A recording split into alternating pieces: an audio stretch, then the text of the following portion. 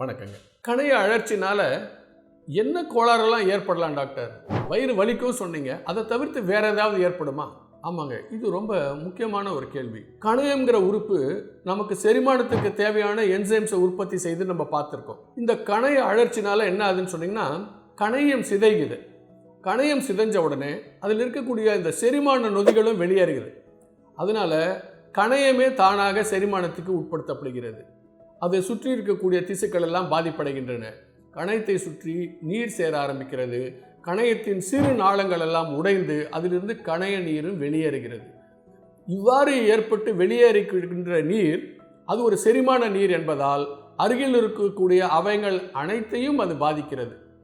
அதனால் வயிற்றில் பெருமளவு நீர் கோர்த்து கொள்ளுதல், போதுமான அளவுக்கு இரத்த ஓட்டம் இல்லாமல் தடைப்படுதல், அதனால் பேஷண்ட்டுக்கு ஷாக், இங்கே கூட அதிர்ச்சி நிலை ஏற்படுகிறது.